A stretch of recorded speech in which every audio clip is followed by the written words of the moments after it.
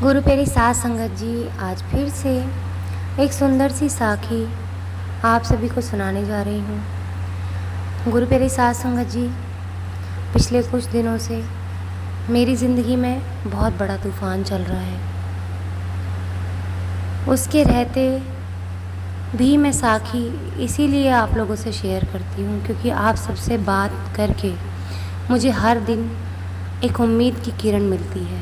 मुझे लगता है कि हाँ, मैं अकेली नहीं हूँ।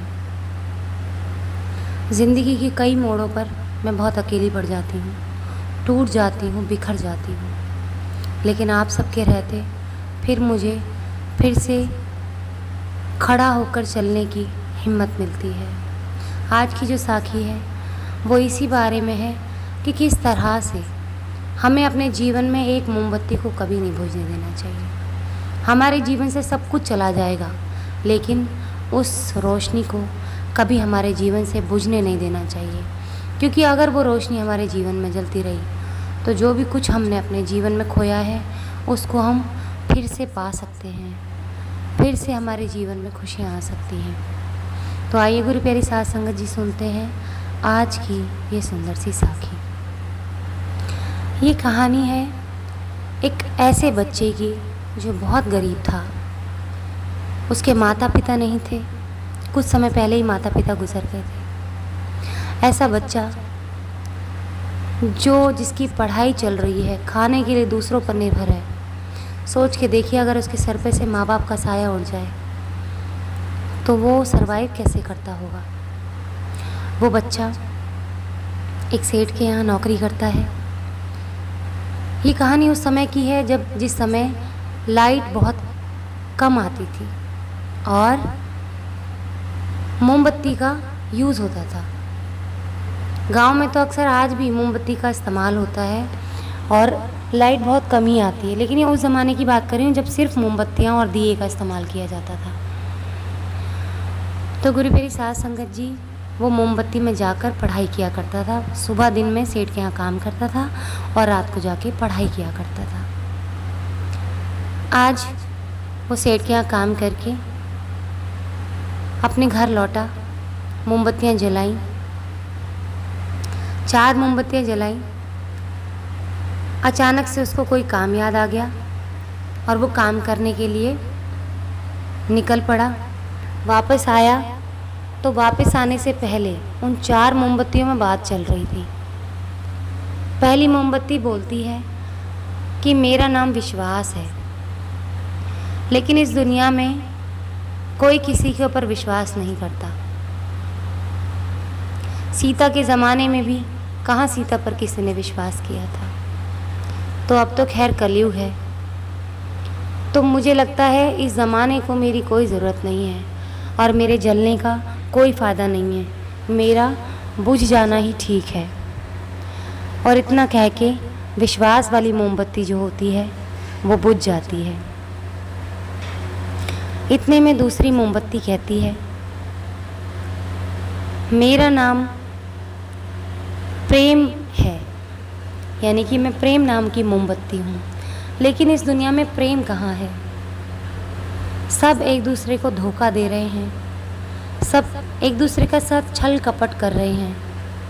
प्रेम की आखिर किसको ज़रूरत पड़ी है। ये दुनिया बहुत मतलबी है, स्वार्थी है। तो मेरी ज़रूरत जब किसी को है ही नहीं तो मैं भी जलकर क्या करूँगी। मैं भी इस दुनिया से जाना चाहती हूँ। और इतना कह के प्रेम की मोमबत्ती भी बुझ जाती है। तीसरी मोमबत्ती होती है शांति की। कहती है जिस दुनिया में विश्वास नहीं, प्रेम नहीं, तो वहाँ शांति कैसे रह सकती है। कोई ना कोई किसी को मार रहा है, भाई बहन को मार रहा है, बहन भाई की जायदाद खा रही है। हर जगह कलेश है, कहाँ कलेश नहीं है। माँ बाप बेटे को मार रहे हैं तो कहीं बेटा माँ बाप को मार रहा है। तो मेरी किसी को भी ज़रूरत नहीं है, ऐसा कह के शांति बुझ जाती है। इतने में वो बच्चा वापस लौटता है और देखकर रोने लग जाता है कि मैंने 4 मोमबत्तियाँ जलाई थी, एक ही मोमबत्ती जल रही है, मैं कैसे इसमें पढ़ाई करूँगा। इतने में माचिस ढूंढता है, माचिस जैसे तैसे उसको मिल जाती है तो देखता है माचिस में तीली ख़त्म है और ये देखकर रोने लगता है कि सब ने मेरा साथ छोड़ दिया, मेरे माता पिता ने मेरा साथ छोड़ दिया, इस जग ने मेरा साथ छोड़ दिया, आज मोमबत्ती तुमने भी मेरा साथ छोड़ दिया। इतना कह के रोने लग जाता है। तो इस पर जो चौथी मोमबत्ती होती है उसकी आवाज़ आती है कि बेटा रोता क्यों है। मेरा नाम है आशा की मोमबत्ती। मेरे सहारे विश्वास, प्रेम और शांति सबको वापस लाया जा सकता है। तो तू घबराता क्यों है? मैं अभी तक बुझी नहीं हूँ तेरे जीवन से। मेरी मदद से इन तीनों मोमबत्ती को जला सकता है। तुझे माचिस की ज़रूरत ही नहीं पड़ेगी। खुशी खुशी होके वो बाकी की मोमबत्ती को जलाता है और पढ़ाई शुरू करता है और आशा की मोमबत्ती का धन्यवाद करता है।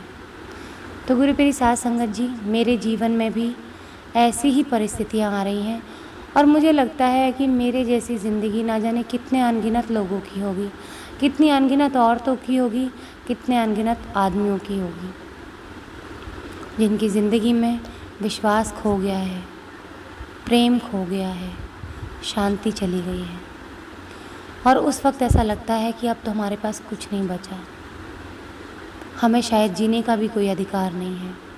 पिछले कुछ दिनों से मुझे भी ऐसा ही लग रहा था क्योंकि मेरे जीवन से भी विश्वास चला गया है, प्रेम चला गया है और शांति चली गई है।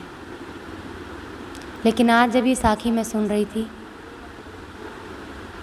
तो मैंने भी कहीं ना कहीं इसको सुनकर सोचा कि मेरे जीवन में कहीं ना कहीं उम्मीद की किरण बाकी है।